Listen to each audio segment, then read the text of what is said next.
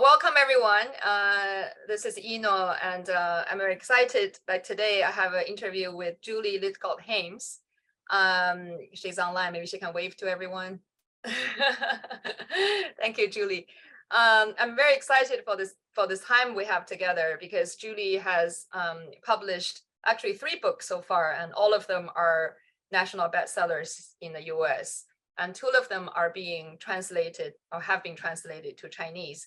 I have the first one with me here, 如何让孩子成年又成人, called about how to raise an adult. That's her first book, published in 2015.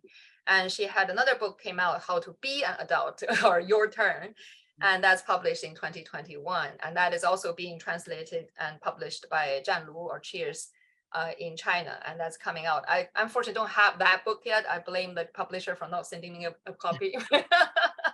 But you will have it soon. You will see that in the live stream window, so you can actually place the order and see the book yourself.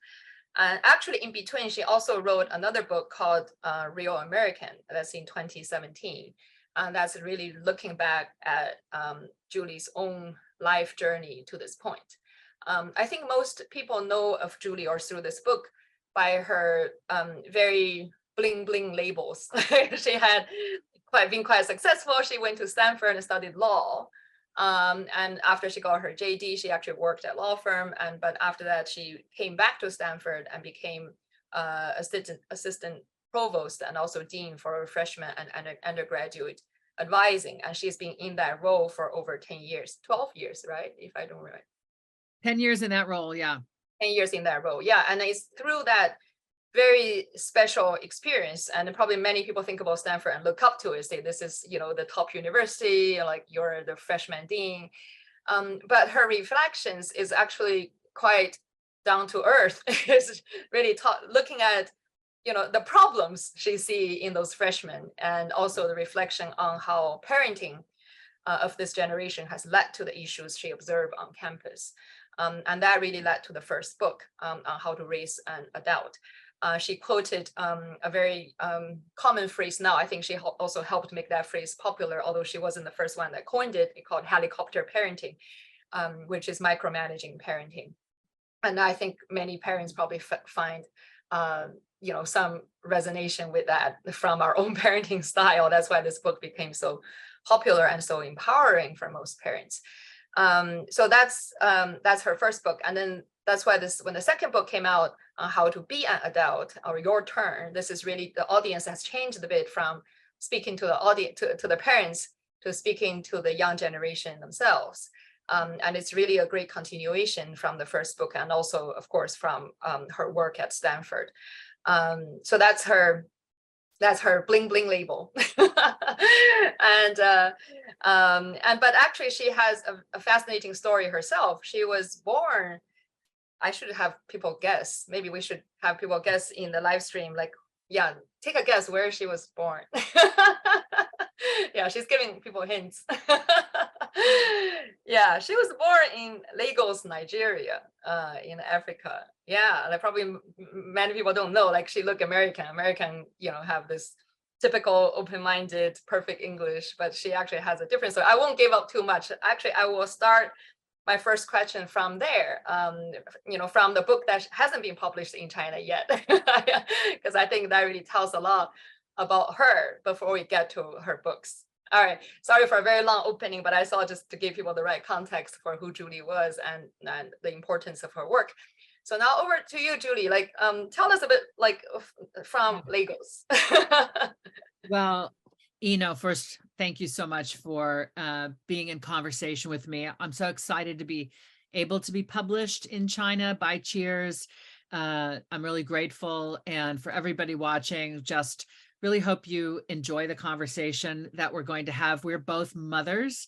We are both experts in our own way.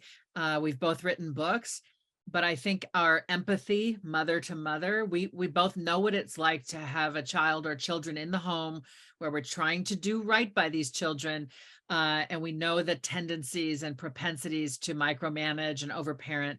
And, we're not judging you, we're trying to help, right? So that's the spirit within which I offer my book, on parenting and my book for young adults. My background, thank you for asking about it. I was born in Lagos, Nigeria. I'm 55 years old. My father was an African-American doctor, and my mother was a white British teacher. And they happened to meet in Ghana. And my father was doing work in public health in Ghana on behalf of the United States. My mother was teaching math and science. They met at a party and fell in love and got married in Ghana, and then moved to Lagos because my father, this would have been 1966, my father was asked to help eradicate smallpox. And that was his expertise, pediatric infectious disease. And so he headed up the effort to eradicate smallpox in West Africa and was part of the global effort to bring this disease under control. So I'm the child of a public health physician and a teacher. Both parents loved what they did. Both parents wanted to serve the human population in their own way. We moved to the United States when I was a very tiny girl. I was less than 2. We moved to New York. We moved around the United States, Wisconsin, Virginia, in furtherance of following my father's public health career. He was ultimately Assistant Surgeon General of the United States under President Jimmy Carter in the late 1970s. So he was very prominent in public health, and I really looked up to him and admired him. He died more than half my lifetime ago, but my mother is still very much alive and kicking. We all live together here in Silicon Valley, California, and she has helped us raise our 2 kids. Wow. Wow, I didn't know that your father's story, because if you know, as episode of my background is in public health with the Gates Foundation. Yeah. And I just, for the audience, if you don't know, smallpox is so far the only disease that has been eradicated, through a concerted effort worldwide over decades. Right. It was I think officially declared eradicated in 1980. Yes. Yeah. And then, wow, I didn't know your father played a role in that, because he was. Well, I wanted to share that with you, because of your background. I know you can appreciate what that effort must have been like. Yeah, no, indeed. Because I think, sorry for deviating a bit in there, because it was really a heroic story with people working around the globe. Because one of the things to do is to vaccinate kids, because I know they're because usually people think about public health, okay, people in the white coat, like sitting in the clinic. No, they have to really work through jungles and get to the kids and give them a shot. And then lots of them got killed, got injured. There is so much sacrifice people have made in making that possible. Sometimes reading those stories, bring me to tears. It's it's very heroic. I got to tell you, thank you for saying that. And I need to tell you now 2 more things. One is my father brought his Western medicine training with him to Ghana and Nigeria, but also a deep respect for indigenous communities, traditional cultures, because his stepmother was a Native American and Black woman. So he had learned to walk the ways of this earth at the hand of a Native American, indigenous American. And he arrived with this vaccine for smallpox, but he knew he had to demonstrate respect for the cultural traditions in the communities they were trying to bring the vaccine to. He had to work with them, not against them, to deliver the vaccine in a way that was culturally sensitive, relevant, respectful. And he did. And he was very proud of that. There was a god called Shapona that gave people smallpox, and my father had to work within that narrative to ultimately advance this vaccine. The second thing you need to know is when he came back to the United States in the early 70s now, Richard Nixon was president of the United States, and he really opened up relations with China in the early 70s. And my father was on a team of doctors who were invited to come to mainland China to visit. And he was stunned by what he learned. For example, the concept of acupuncture was very unfamiliar to American doctors in those years, and they were skeptical. My father was skeptical. How could acupuncture, and they said, we would like to help, we'd like to let you observe a woman giving birth where her only medical support is acupuncture. And so my father could not believe it was possible that a woman could go through childbirth with only acupuncture for any kind of pain relief. Yeah. They studied this woman. They watched everything that happened. And he came away from that humbled and stunned that acupuncture was able to support this woman in enduring the pain associated with childbirth. And he developed profound respect for the way medicine looks and feels and is in China. And so we have more connections than we realized when we started this conversation. Yeah. Oh, absolutely. Wow. No, there should be a memoir of your father. Yeah. No, indeed, because when you're speaking, sorry, maybe, but I can help promote Cheers, another book, because Hero with 1,000 Faces was also translated and published in Chinese by Cheers, okay. by Campbell and Joseph Campbell. And then when you talk about that story, that really reminded me, because he was, like the Native American heritage, the African tribes, or the ancient wisdom from Asia. If you think about it, they look as far apart as possible, right? So people don't speak the language, people look very different, but actually at the root, they're very similar. So that's why all the myths are one. In the fact that it's a hero with 1,000 faces, it's the same journey. And then, but having seen that, lived through real people traveling to different places with their heritage, seeing new culture, is just so. It's so touching at a very deep level. Thank you for sharing that. Wow, no, we should be promoting the other book now.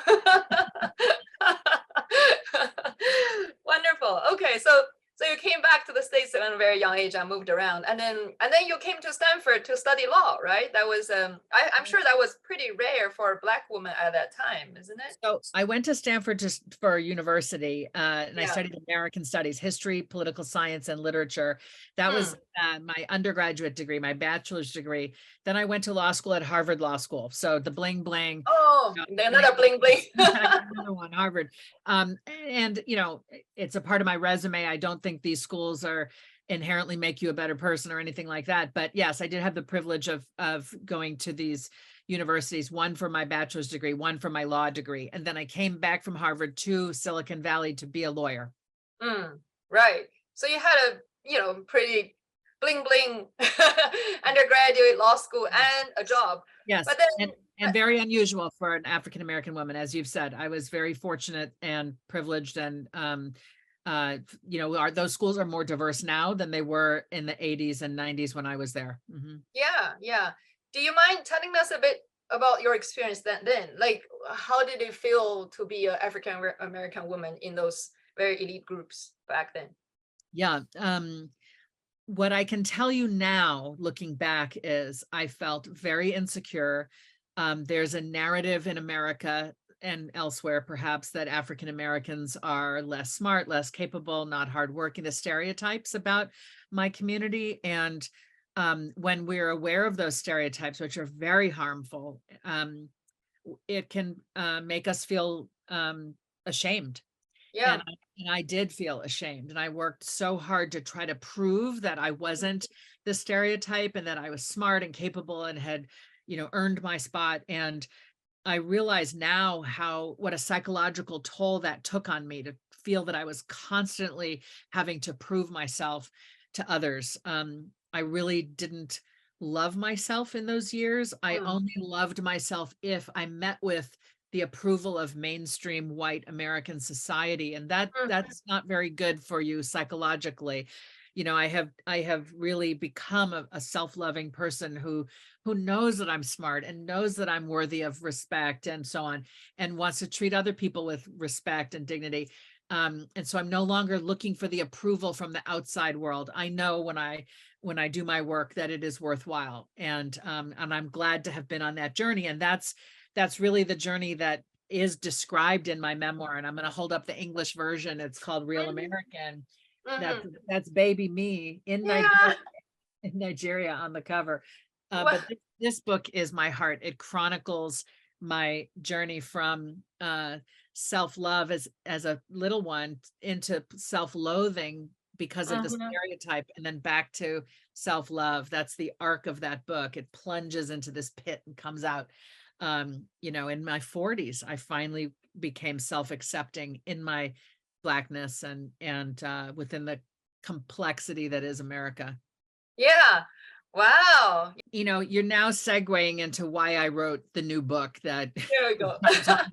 This is the English version. It's called Your Turn, How to Be an Adult. It's for young adults. It's my first book was for parents on how not to micromanage, but this book is for the young adults that you and I have a lot of compassion for, right? Yeah. We just said, you know, you were sort of angry and dismayed by how they were, but also you knew it wasn't their fault. Yeah. They were just doing what they had been told to do. And you and I got to see that output. You know, it doesn't matter how much bling bling is on your resume if you can't have an interesting conversation about issues, ideas, work that you're passionate about. You know, if all your work, if you're sort of like a robot, and I think that's what I was seeing. Yeah. Too many of my students were robots executing somebody else's instructions. So the parents had put in the instructions, you will be a this, you will do that, you know, and the kid was perfectly executing. And I wanted to shake them and say, you're not a robot, you're a human being, and you have the right to make of yourself what you will. And there are innumerable professions. The world needs fishermen, the world needs architects, the world needs computer scientists and teachers and doctors and artists and scientists and people to navigate our rivers. We need, all the work has to be done by people. And so my job was to help young people figure out, what am I good at and what do I love? Right? Let me go be that person. Let me not just do what I'm good at and feel like a robot. You have to also love it. Because if you, and this is a privileged thing to say, if you are poor, if you are working class and struggling, you don't have the luxury of asking, do I love this work? Yeah. And even so, you can turn your work into something you love. You can find joy in the work that you do, changing that mindset. But what I'm trying to offer young people is figure it out and go be that person. And that's what Your Turn is about. It's you're not your parents' project, you know, you're not here to prove that they're important. And this, I know, flies in the face of so many families culturally. I was just giving the graduation speech at the Khan Academy Lab School, Sal Khan. Yeah, I know that school. Yeah, right? I visited I was that their school. graduation speaker today, talking to kids about don't let them make you be anything. You engage your brain and your soul and your heart and do the hard work and go do what you want. And so many parents came up to me afterwards and said, I needed to hear this. I'm listening. And I was so glad, you know, because I'm rooting for every human being watching this, every human being on the planet to be their own person. None of us wants to be a robot or a soldier in our own life. Yeah. We want to find work and we want to find love. And we want to be treated with dignity and kindness and be able to pay our bills. But who has the right to say what you've chosen as your profession doesn't earn enough? So you know, I'm not going to love you unless you're a doctor. Like if your kid wants to be a nurse, which is seen as lower somehow, but it brings them more joy because they get to work with patients every single moment of the day, which many doctors don't. Who are we to say to our kid, being a nurse is less worthy than being a doctor? You know, Exactly. I'm trying to elevate all of these professions that people see less than, right? I'm like, no. If they're good at it and they love it, they should go do that. And they will have a life that's joyful and we can be proud of them. Yeah.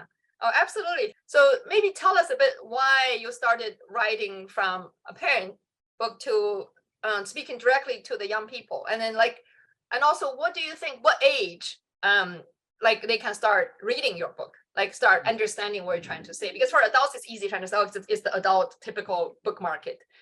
Maybe tell me a bit of the transition from that book to this book, and who do you think the audience should be? Yeah. So my first book is a parenting book. It's telling parents not to micromanage. get out of your kid's way so your kid can become an adult. If you do too much helping and handling and managing, they become 18, 21, 25, but they can't do enough for themselves. And it harms their mental health too, because we have encroached on their agency, which is the sense we all need to have of I can do things. We've also undermined their resilience because we've made life smoother. They haven't developed the toughness to like cope. And so this book is for parents, the first one. And then the people say to me, why did you switch from a parenting book to a book for young adults? And my answer is, it was never about the parents. I'm a former college dean who wrote the book advocating for the right of young people not to be micromanaged. So the parents needed a book, but it was really in furtherance of helping the young people, right? If I could get parents to back off and young people can come forward and thrive. So this is, the first book is to help young people. Ultimately, the second book is squarely for young people.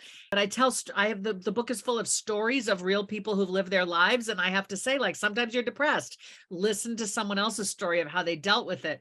There's a little bit of reference to sex and being in relationship. So I like to say it's for 15 years and up. A mature 13 or 14-year-old could handle it. That's for the parent to decide. But, you know, mostly kids in high school and then in university and then in their young adult years. I have people in their 30s and 40s and 50 and older saying, I know you didn't write this for me. I feel seen. This is my life and I need help. And that makes sense because adulthood is simply surviving childhood. You survive childhood, you're no longer a child. You're now in these decades called adulthood until you die. And we should always be curious about, am I doing the work I want? Am I in the relationship I want? Am I growing in ways that I want? Am I managing my money well? Am I managing my mental and physical health well? Like I'm not surprised that even older people are saying, you know, you didn't write this for me, but I'm still benefiting from it. It's a manual on how to live your best life once you're done with childhood. Yeah, thank you. Yeah, no, I want to say that's a magical time period. It's so interesting because I do courses for parents as well. And you realize parents shift dramatically during those years when your kids turn from 13, maybe from 13 above to probably 18. It was so funny because in the, and, you know, of course, I'm kind of being sarcastic in that way, because when you just had your baby, everybody think your baby becoming Einstein or Mozart. Right, it's like Nobel Prize, and like you stuff them with all kind of like extracurricular activities and all that. I did the same, just so to confess. Like you take them to music, you take them to the art museum, you take them to the science museum, and then suddenly you feel like, okay, as long as like when the 13 hit, like they start talking to you, like like all the problem came, and then the question I got from younger parents with younger kids were like, how do I make my kids more creative? How do I support them to become a scientist? And then the question I got from when they're 13 and above is like, how do I get them out of their room? How do I have them talk to me or go to school? Like very basic things, like people would have depression and mental issues. So like it was it's not a long period. You think about it, it's a little like a decade and a half, and things change dramatically just because what of course I say is that because when the kids were too young, they were too young to tell. 13 cents, they just have to say yes to your project management skills and being managed, right? But then by that age, when you're saying, I think it's a magic age, their agency start to grow above, like a being managed object. And then that's when all the things start to change. And then it's not because because oftentimes I get this comments, oh, why suddenly they became this? No, I say it's not suddenly. it's the outcome of all your work over the past 10 years. Right. It's just like farming. You only see the result now, like, oh, it started having fruits. It's not like it's all the work from those years. It doesn't yield nothing. Anyway, so I thought that was I love you. You and we are a world apart, but we are so aligned. And let me tell you what I would say to parents who say, how do I get them out of their room? How do I get them to talk to me?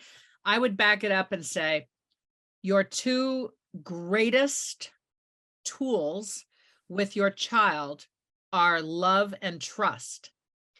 If they know they are unconditionally loved, you'll have a connection. Yeah. If they know that the relationship is based on trust both ways, you will have the connection. Everything is possible with love and trust. So what is love? People think they know what love is, but they don't necessarily get it right. Too many of our children in Asia, in the United States, and elsewhere feel conditionally loved. Yes. Not unconditionally, condition, meaning they feel loved when they're scoring up here on the test. They feel loved when they have chosen the field that makes you, that you needed them to choose, like, molecular biology, for example, right? They feel loved when. That's not unconditional love. No. The way you show unconditional love is when you take an interest in a person that is about what they care about, not what you care about. So you can say to your child, I heard you playing your instrument last night for fun, your guitar, your whatever the instrument is. I love it when your music fills our house. It brings me such joy to just hear you enjoying your musical instrument, right? Or, that game you play with your friends, you're so into it. Do you think you could teach me? I'd love to learn, right? You take a genuine curiosity and interest in what your child is intrinsically caring about. That tells the child, I see you, you matter, I care about what matters to you. When you can say, that friend of yours, with the funny laugh, how are they? You're taking an interest in something that matters to your child. You're creating, this sense of, I care about you so much more than I care about what score did you get on the test. That's a way to demonstrate unconditional love. And when we do that, our children will come out of their rooms and they will talk to us because they feel respected. It's not just love. They feel like my parents actually care about me as a person instead of as a student who got this grade or score on this academic assignment. Yeah, thank you. No, I love you too. I think you're like my English translator for the things I've been telling our parents. Yeah, no, exactly. I say the same. I think at the end of the day, what's most important is, I call it connection, which is, you're saying love and trust, because you have that connection. Because they were saying, okay, what skill do I build as a parent? I was like, it's a connection. So once you have the connection, you can solve any problem, right? Because your perfect life is not a life with no problems. There isn't such a life.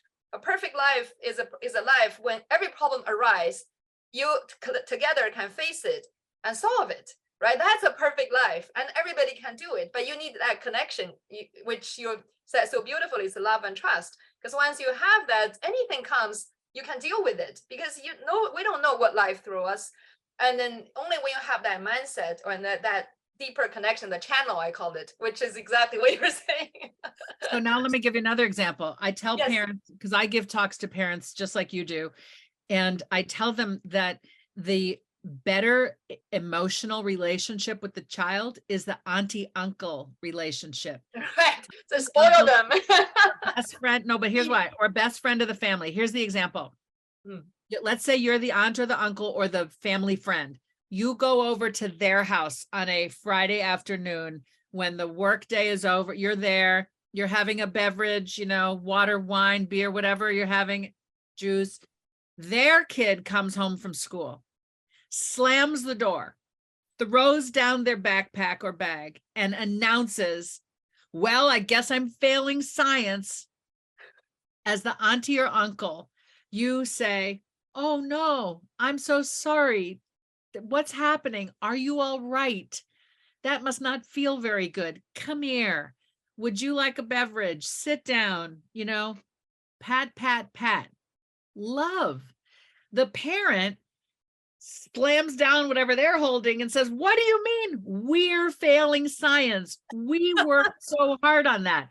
The parent is acting like the science results impact them. The science results are all that matters, right? Now ask yourself, just as a matter of energy, who does the kid feel drawn to? And who does the kid feel repulsed by and repelled by? They feel drawn to the auntie, uncle, best friend, who has basically said, by not overreacting, this is not a big deal. I do not love you any less. I still care about you, right? It's signaling you can handle this, kid, but in the meantime, come give me, let's talk about what's going on and Yeah. what's good in your life. The Yeah. parent has made it all about them. They're Yeah. concerned, they're mad, they need, right? So that's an example of the more loving relationship is the auntie, uncle / best friend. That's right. Or sometimes can be a grandparent too. Grandparent. Yeah. Exactly. But I want to just say, comment how actually deep that is, because in Buddhism, I talk about that as well, and then in my book and talk about my own growth, is that of course Buddhism, one of the things is that nature of life is suffering. Okay, well, there's a lot of stuff, but suffering isn't in the way we understand. It's not physical suffering. And they were saying the reason of suffering is the lack of a space, meaning a psychological space.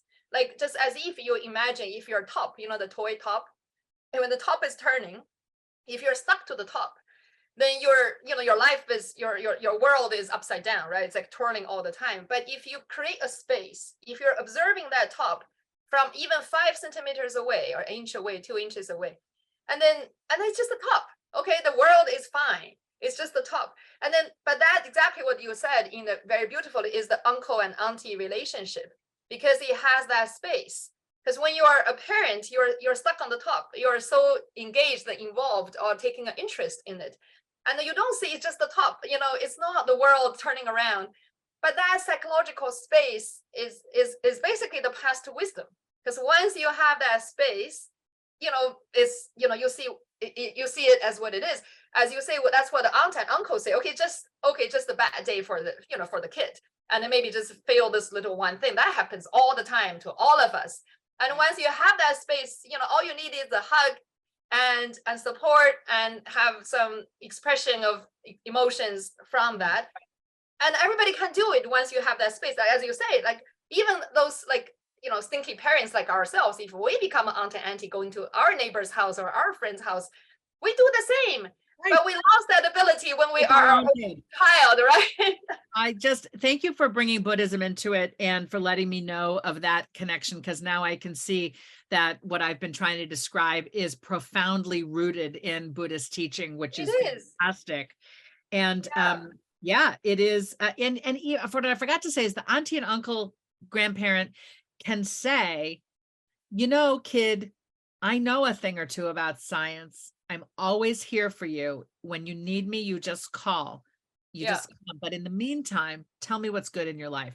It's not that we should not ever give advice, but we want to not make it about, I need to fix this. That's what the parent today does. I need to fix this. I'm going to call your teacher. You better get right. The parent acts as if on the spinning top, like this is all that matters. And it's a beautiful visual. Just a little bit of distance. You can see this is not all that matters. I can see a fuller picture. Yeah. Thank you. No, indeed.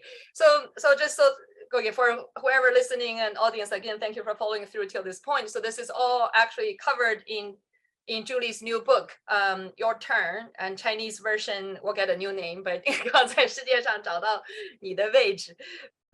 If you're really enjoying this conversation, this is really just snippets of wisdom that's actually from a pile of gold in that in the book. So you can just really sip through the book and get a very systematic review based on decades of experience from Julie, not only from her job, but for her, as she said, interacting with almost 20,000 kids or Stanford kids in that sense, and getting lessons for young people. And okay, now let's come back and continue.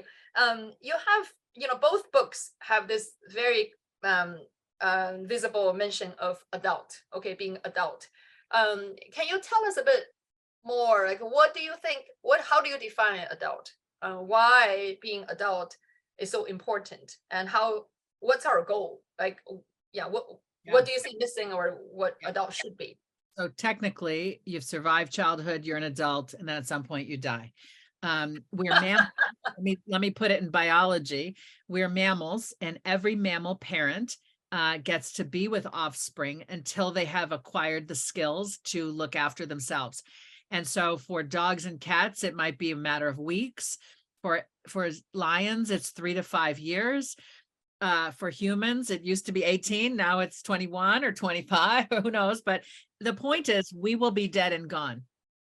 And we have to know, for the sake of passing our genes on to the next generation, who will then procreate to the next, as a matter of our biological imperative, we're supposed to teach our kids to do everything so that they can survive without us. Okay, we have many years to do that, but too many parents today think, I'm doing everything for my child, which makes me a great parent. No, you're supposed to teach your child to do everything over time so that they can be okay without you. That's what we have to return to, the delight in teaching them, the delight in watching them learn life's lessons and get stronger and more capable. To be an adult is to know, I can do this. I may not be the best at it. I may not always win, but I am capable of getting myself up, washed, dressed, fed, going to some kind of work that is meaningful, paying my bills, being in a good relationship with the other humans in my life so that I can get my needs met and maybe help others as well, and ultimately serve my part of the human community in some way. We are a very social species. We are interdependent. We need to know how to interact with each other. So an adult knows it's not all about me. I got to take care of me, but I also have to be interested in how others are doing as well. So basically there are two parts. I think one is about me, meaning like I'm okay myself. Like I can, take care of myself and on top of that, being aware of our surroundings and of our community, or maybe sometimes it's a community and oftentimes it's a community you do not know, and people you do not know, how to build relationship with strangers, and how to have a connection with them from there, and then having a productive relationship with people around you. Thank you for that definition. And then from that, then let's get back to if people haven't read the book, if you gave them a 3-minute version of how to raise one from your first book, what would be your advice? Like, if we agree on the goal, okay, the goal is, that's a adult, and I am a parent, trying to raise one. What are your advice for them? What's the things to do and to not do in order to be effective in doing that? In raising? Raising adult. Yeah. So first and foremost, it's accept that this being is not, that they're a separate being than you. You are the parent. This is the child. You're not like this enmeshed. You are separate beings. That's profound respect for the autonomy of your child, for the right of your child to figure out this life journey. Okay. You have to get that psychologically, philosophically. You then have to look at, what am I doing that is encroaching on them? Do I say we are in school, or do I say my daughter, my son, my child is in school, right? Are you using language that suggests you're in school? Are you arguing with every teacher, or are you teaching your child how to advocate for themselves with authority figures, right? Are you doing it for them, or are you teaching them to do it? Are you doing their homework? Are you so on top of it that they couldn't get it done without you? Their work needs to be theirs. So these are signs that you're too involved. And then you have to ask yourself, if I am too involved, what is going on within my psyche? Why am I so insecure? Why am I so worried and fearful of my own parents, of my peers, of society, that I'm trying to treat this child like a prize racehorse, where I am going to make them run this race and I'm betting on them to win? Why is my life not rich and full unless I am micromanaging a child, right? If you can go and get some therapy, and forgive me, I'm in California, we believe in therapy here, go talk to somebody about the insecurities and fears lurking in your own being that are making you micromanage your child. When you get right within yourself, you can create the appropriate distance that we've talked about. Excellent. Yeah, thank you. So just to recap, one is to recognize and always remind yourself your child is a separate being. I think it's very hard to do that, especially when they're young, because you think you have 100% or 120% responsibility over them. Yeah, and then second is basically also be aware when you're encroaching into their life, in the name of taking care of them or supporting them. And third is really looking deep into yourself. Yeah, I think that's really what I say too, because the reason I wrote the book myself in 2021, and also the current one I'm writing, is that I realized by raising a child, I saw so much about myself that I didn't see before. As you say, the sense of insecurity was really my own. I need to deal with it. My son or my daughter isn't insecure. They're fine. But I think they are not fine. And then it was my own problem. I need to look very deeply into us. And it's actually, I think the word therapy is perfect because lots of our scars is actually very deep. And then it's often deep and also oftentimes covered with bling blings. like myself, what I said, because I was very successful.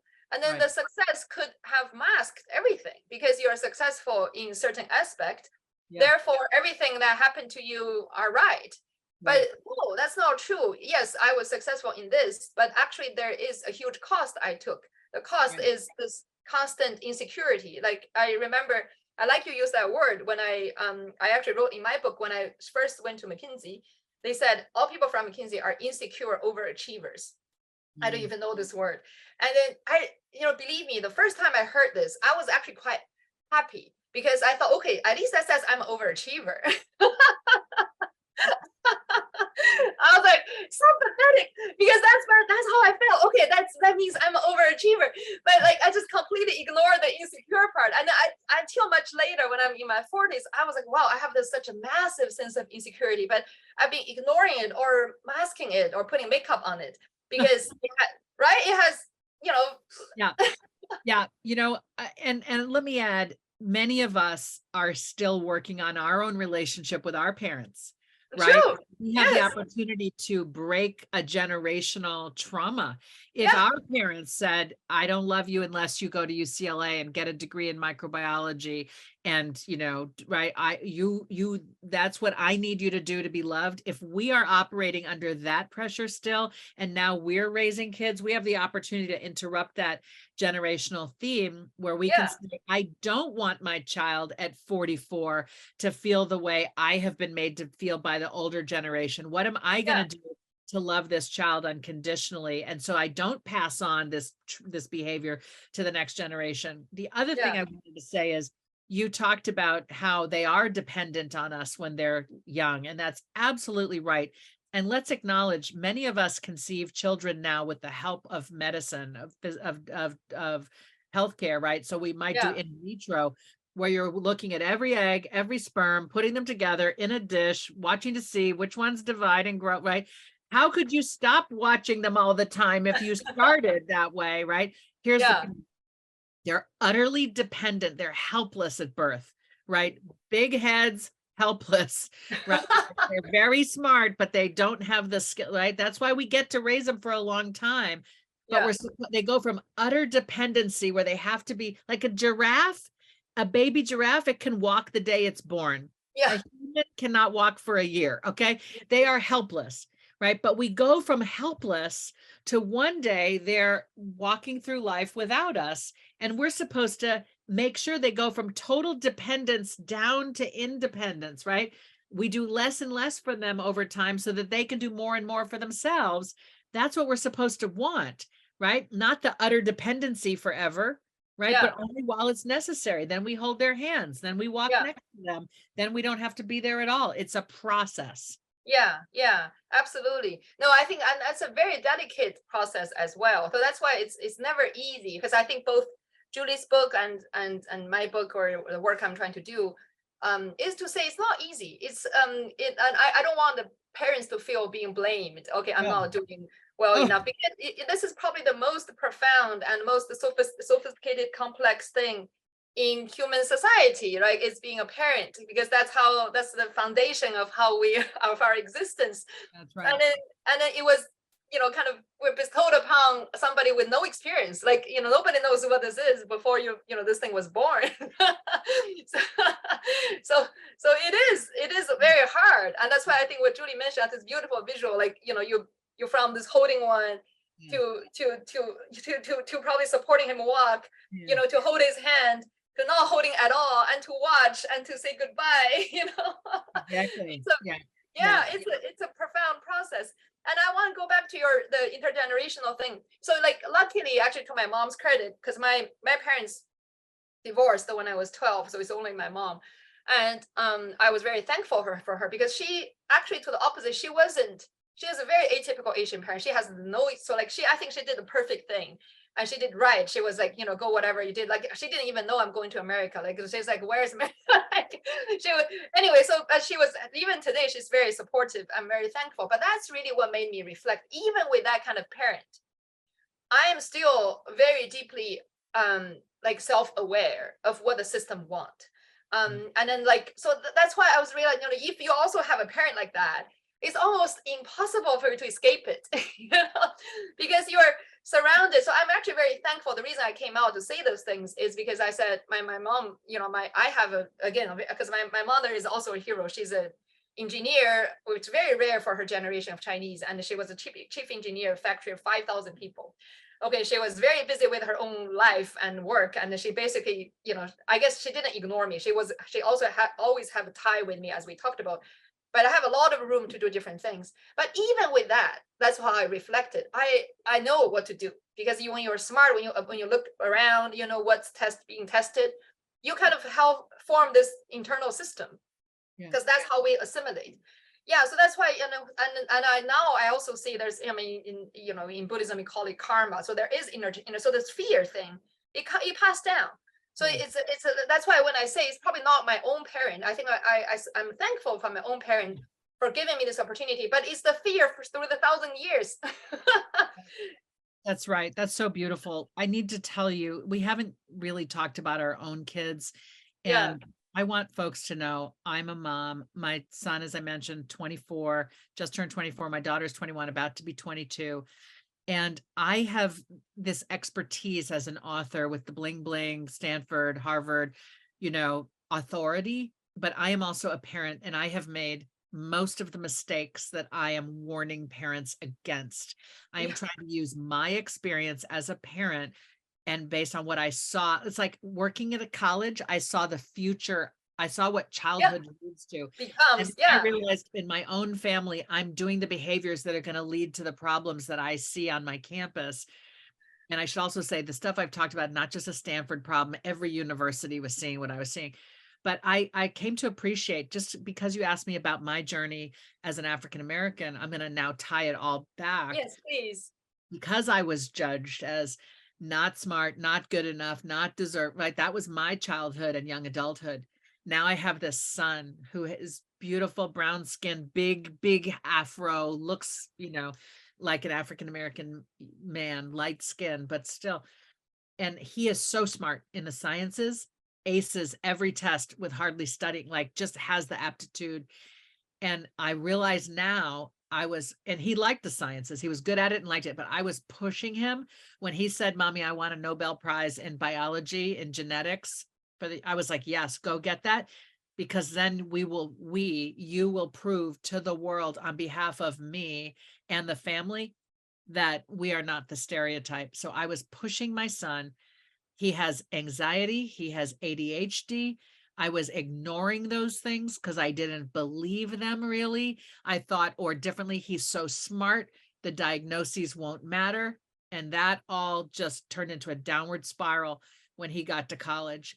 And when he had struggles, I wanted to either pretend they weren't happening or prevent the struggles in the first place. I couldn't deal with his discomfort. I didn't want him ever to be sad. I didn't want him ever to have a bad feeling. And so I would try to make life, I would anticipate, oh, that's going to upset him. Let's not do that. Oh, he's going to need this. Let's make sure. All I was doing was trying to smooth the environment and deliver him to the Nobel Prize. And I was overlooking his actual feelings, his actual needs, his actual struggles. And we have been in family therapy to work on the dynamic of over accommodating, being afraid of his feelings. They will experience discomfort on the way to being an adult. You only learn the lessons of life by having some setbacks and struggles. I didn't want him ever to struggle. I just wanted him to get there. And I deprived him of some of the life experiences that would have taught him, you are capable. When you try, when you fall, when you pick yourself back up, you will get stronger. So now we have a phrase where, he's like, Mom, I'm really nervous about this. I'm worried about, instead of like, how can I handle it? How can I solve it? I know not to do that. Now I look at him and I say, thank you for sharing. This sounds hard. I love you. I'm always here for you if you need my advice. But you know what? I think you've got this because you do hard things. And then I smile and I walk away. The first time I said to him, you know what? You do hard things. He was about 21. He said, I do hard things. And I said, yes, you do. And we were both trying not to cry because our dynamic had been, this is hard. I'll handle it for you. Now I was saying, this is hard, but I believe you can handle it. Total shift. We have seen beautiful results from that simple shift in my approach to letting this young adult be an adult instead of being held by the hand by a mother well into his adulthood. Wow, no, you drove me to tears. That's so touching. Well, thank you so much for sharing, because I think, yeah, indeed, yes, for whoever is watching, you would think, okay, those are two experts, like, who are doing their things. They must know how to not make mistakes. No, we don't. Everybody's learning. So like my son used to give me this when he was 10, I remember clearly, he was very disappointed at me. He said, Mom, you've been a mom for 10 years. You're pretty, like, that means you're pretty bad at this. Like, I forgot what it is. And I came up with a line that I was very proud of myself. I said, yeah, I've been a mom for 10 years, but this is the first day I'm being a 10-year-old mom, a mom of a 10-year-old boy. Like, every day is new, right? So like, yeah, like I didn't know that. And then, so I've been, exactly. So that's why I think part of the reason people like part of my book as well, because I wrote all those failures, like how I failed, how I didn't know how to do. And then I think people find a lot of comfort. And thank you for sharing that too, because it's embarrassing to share sometimes. I mean, it might feel much safer, back to the insecurity, feel much safer if we have this perfect facade and saying like, we know what to do, but no, we don't. And we fail, we mess up, and but we learn from it, right? That's right. And I think that's probably the theme of the new book. It's a big book. There's being an adult is many, many decades. So it's a thick book. And I think, trying to boil it down to the messages, it's probably, you will try, you will fail. Sometimes you will succeed, no matter what, keep going, keep going. And also that human relationships are probably the most important thing to invest in. Become a person whom other people can be around and feel safe and feel ease, right? We are such a social species. We have to know how to make eye contact unless we have a neurodivergence that makes that not possible, right? Connection, face, person to person, like the human community is ailing right now, in part because the pandemic kept us apart and our children they couldn't see faces. We have to teach them again how humans are in the store, in the school, on the street, on transportation, in the airport, like how to just be courteous and kind, ask a question, give an answer, have a smile, connect, thank, right? Break bread, have tea, like these rituals of human engagement are essential to our thriving. And that's all in this book too. Like, how do you interact with humans is in this book too. Thank you. Yeah, again, I think it's if you like this conversation, you like Julie, I'm sure you will. If you don't, it's your problem. And, and you should really get this book, because I think her first book is already a bestseller. If you are curious, I think if you're looking at all the like Amazon, all those review, like almost a close to perfect 5-star review. So that means everybody who has read her book has gained so much. And I'm so thankful Cheers has translated to Chinese, and then it's accessible to billions of people now. So please do place an order and read the book. And I think I want to go back to like what Julie said, because I want to stress it, because it's like this years I'm doing education and all that. That's exactly the word I say a lot. I think the foundation of anything is a relationship, your ability to build relationship. it's actually in the Chinese culture or Japan or whatever, it's not something new to us, because if you think about it, maybe we're going back to the very beginning, and the Native Americans, the Africans, it's a village culture, right? So it's a village, and like that's kind of how I grew up. When I grew up, China was still poor, and then I often go to my neighbors, which is my parents' colleagues at workplace for dinner. Like they're not coming back. You go around, and then that was innate is actually human being, as you said, it's a human nature, because that's how we there's the saying of takes a village to raise a child. It was true, but right. But in China, especially over the last 30 years, the vast urbanization has relocated people from their homes. And then that's why I say, if you're looking in Beijing, or if you, even in Tokyo, you look at, it's like a forest of cement, high risers, and there are thousands of people living in one building, but you hardly know any. You don't know them, and then you don't want to know them either, because people kind of bought into this neighborhood, right? So and then especially in Asia, you have this high, basic huge building. Like this building I'm living in has 43 floors. Okay, but everybody, there's so many people in the subway. That's sometimes there are at least millions of people pass through subway. I don't know any of them, and nobody has an interest in looking at me either. So it's very odd if you think about it, right? So we are in the crowd, but we kind of try to, especially in Japan, because Japan culture has a very lovely side. But if you really go to the public spaces, people seem to be very cold. Like people don't not American. I remember the first day I brought my kids here. Because if you're in America, it's pretty common. You'll see strangers, you say hello, you smile, and then you say something. If you get stuck in the elevator with some stranger, you make some small talks, right? So it's kind of embarrassing if you don't. Yeah. And I remember the first day my kids are here, and then they open the elevator, somebody came in, they were trying to nod, and the people were looking very oddly, who are you? Where do I know you? Anyway, so it's so but I want to say is that it's actually innate in our ancient culture. If you look at all the same as, I actually read a bit into Native Americans, and of course from my public health work into Africa and India and all that, that was there. But in this past, especially in China, the 40 years, that's gone, because we're all becoming strangers. So education became very all focused on the visible metrics. So that's the scores, that's the test. But there is such a vast element of education, which is this, I call it the invisible part, is exactly as you said beautifully, your ability to have eye contact, to know what to do with a group of strangers, to build a connection with your peers, or with your authority, or with your subordinate, whoever that is, and knowing how to behave there. And those are things we used to learn in the village.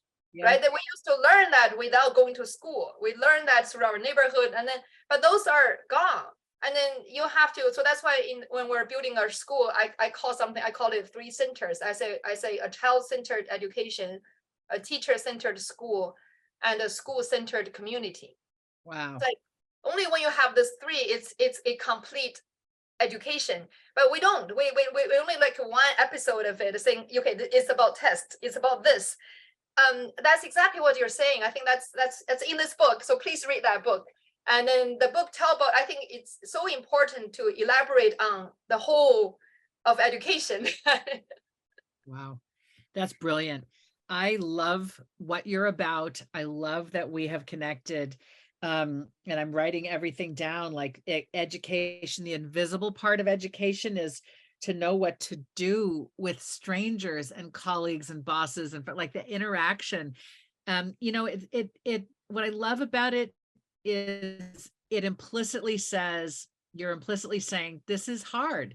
It's not necessarily easy, particularly if the village has been removed as the predominant structure in which a human is born and lives the early years, right? We have to teach our young, and it is complex and complicated, and some humans are difficult, and what to do with that, how to overcome that, and how to work through it, and when to walk away, and when to say, I will try further. It's a challenge, and it's also essential that we do it. We are not loners. They're very, some humans do, self isolate, but in the main, we are primates. We are apes, right? We are like the apes. We are a social species that wants to interact. We want to groom each other. We want to look after, right? And we have clothing and we have phones and we have, all books, right? But we are biologically, we are primates. And what young primates need more than anything they need food and shelter and love, but they also need free play. Yes. To play freely with their own age group. And, people here are studying how play has gone away from childhood because of testing, because of homework, because of school. They're like, oh, that's frivolous. They don't have time to play. If they don't play freely, they will not be developmentally adjusted. They will not be mentally well. Yeah. And the definition of free play by a guy named Peter Gray in this country, US, says, you want to know what free play is? If there's a parent, that's not it. If the parent is there, that's not free play. When a parent is there, they're saying, play with this, do it this way. How about this? Oh, you're bored? Let me get you something. They have to play freely to negotiate the complex human interaction, to navigate whose turn is it, to deal with hurt feelings, to design their way out of boredom. Too many people want to study engineering and they've never actually solved a problem from scratch that they had to figure out because it's just been about, take the test and be good at the test. No, give somebody some electronics, put them in a room and say, come out of the room when you've built something out of it, right? Yeah. Oh, that's so many, as you say, gold nuggets in there. So I think if you haven't read the book, you might have a certain expectation of this is a book about how to teach your kids to be successful. And yes, it does teach how to be successful, but not in a singular phase or form. It is a holistic success. I think that's what this Julie has been talking about. And I think she has carried enough credibility to convince you that whatever she said, is proving from her own experience working at Stanford, from seeing, 20,000 elite kids, and from those years of being a parent herself. So please, read the book, place the order, and also her first book, and that's also available in Chinese. That's the first one. I only have this one, unfortunately, but the second one is also well translated, beautiful cover. So please do read the book. And then I think just to add a very last piece, I want to echo what you're saying, is that I want to give you an example of this. So interesting, because it kind of connects to everything you're saying. So there was an interesting episode that happened to my kids that they were in Japan just for a few months. They don't speak Japanese, right? So I put them into an international school just because they can survive without Japanese. Yeah. And in Japan, they learn to take the subway themselves to school, which takes 40 minutes one way. Okay, so like to your agency, like, and everything. So they're used to it. But then, so like I gave them 3 principles when they came to Japan. I said, this is new to me too. I don't speak Japanese. Like, I said, first important thing, know how to ask for help. Okay, I think it's important to. So, and the second, I said you have to learn to organize your life, because I don't know how to organize. There's certain standard in Japan, like I'm learning, you'll need to learn. Yeah. And then the third thing, I forgot what I told them, but those are the 3 things. It's very basic. So there's something happened. Okay, so there's one day they went to school. I didn't know that. I only reconstructed the story after they came home. That How old? Give us the ages. So this happened to my 2 younger ones, who's 9, 11. Okay, so that's the week when my oldest one is away for a field trip. So usually it's the 3 of them, it's the 2 of them. So basically on their way back, they realize they don't have money on the card anymore. Okay, so they have to get money to come back home. And I was traveling that day, so somebody's helping me at home. So like they know I can't go pick them up. But they were so proud when they came back home. They were back home 40 minutes later, and then they pretended nothing happened. And then they realized that they said, "Do you know why we're back later?" I said, "No, because we don't have money." Okay, then what did you do? They said, "We need to beg for money." It costs 300 yen, which is like maybe a couple dollars. Okay, but they don't have that much. So they're so funny. So they said what they did. This is my reconstruction. Okay, they're more scattered when they say. So basically, they went to the subway station opening, and they started observing who to beg the money from, right? So they basically pretty soon get to the point. They said, you don't ask for money from men because they have this dirty look, very serious. They say all the men have this dirty look on their face, so they, you can't. They don't answer your thing. And the second say, okay, then we can't ask for young people either, because young people have the earphones on and have looking at their phone, so they can't. No young people. And then they realize, okay, we have to ask for women. Okay, women have a higher chance. But then they went to an old woman. They said the old woman doesn't work either because they don't speak English.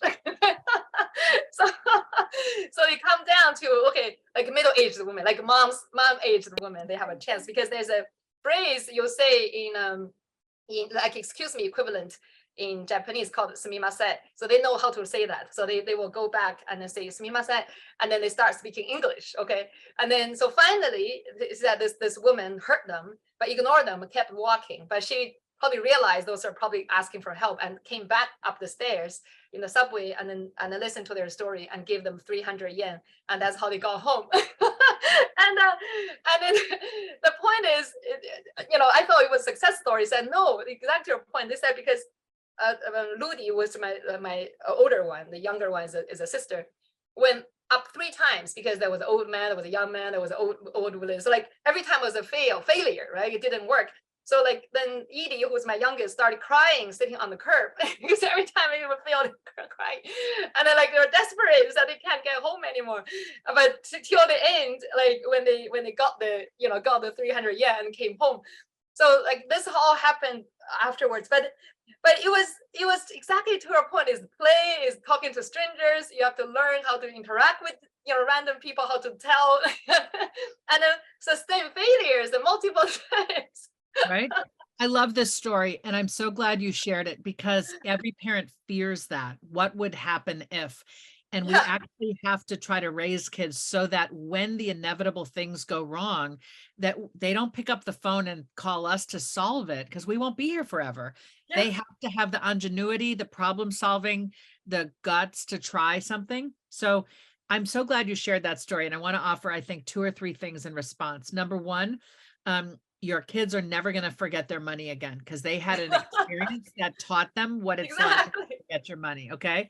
In other words, life just taught them the lesson. You got to remember your money.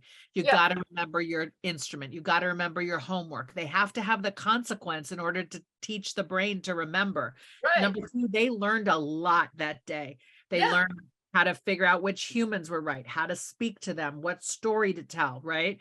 They learned, they developed skills that day. Yeah. And finally, what I want to say is there's a thought leader here, a public intellectual named Kelly Corrigan, who has a podcast and has written books.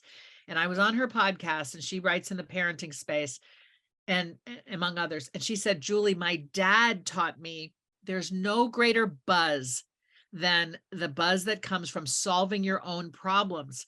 Your kids experience the psychological buzz, right? The psychological pleasure of, we took care of business. We figured it out, mom, right? That lifts a person. Solving our problems makes us feel good, even if it didn't go well. So, what was my adulting moment? I'm an adult. I had just graduated Harvard Law School. I'd been married to my, boyfriend, but now I've been married 30 years. This was 2 years into marriage, just graduated law school. We're moving across the United States from Massachusetts to California. We're staying with my parents in Massachusetts. I get a phone call saying your moving van caught on fire. All of our belongings and our love letters and our car were in the moving van. Okay. And my parents hugged me. And Dan, we were having dinner. We were staying with them while the van was going across America. I was probably 26 and Dan was 25. Okay. I knew, and Dan knew, we have to solve, we don't know what this is going to be. We're going to have to replace our stuff, file an insurance claim. It's going to be sad, right? My parents, they were compassionate, but they didn't say, we'll get on the phone and handle it. We'll fly to California. They knew, and they were signaling through their behavior, you've got this. We love you. We're sad for you, but it's yours. Let us know if you need us, but it's yours. You can do it. And we knew we could do it. And we, without even knowing what that meant, we knew we wanted to try to handle it. And I say in the new book, Your Turn, How to Be an Adult, you would have thought I already knew I was an adult. I'd graduated college. I'd graduated law school. I'd taken the bar exam to practice law. I'd gotten married. I had a big job waiting for me. No, it was solving that big, coping with that bureaucracy, the problem, the sadness, and getting through it. That was my adulting moment at age 26. And there's a lot of privilege in saying it took me till 26 to really have a struggle that was really mine. I admit that. There's some people like, lady, you've had a privileged life, and I have. But, the point is we have to have those moments. Those are the moments that turn us into adults. Yeah. No, I actually remember that story from your book. I was so touched, and then indeed, and then I think exactly your parent did the same thing, just like how you did it to your son. Right. Is that don't deprive of your children of that opportunity, right? And then they were very wise, and you were very wise, of course, after probably rounds of struggling, but arrived at a position of wisdom to don't deprive of them of that. Yeah. So like, indeed. So like when you say that, I that's why when you say what you say, I'm sure for them the same, for my kids the same, because I was like, they were so excited despite that. And as you said, it's the buzz, or it's the sense of agency and sense of I can deal with things myself. It's more than any tutoring class you'll pay for your children. Right. Right. Indeed. Okay. Well, I hope you enjoyed the conversation. I certainly did. Thank you.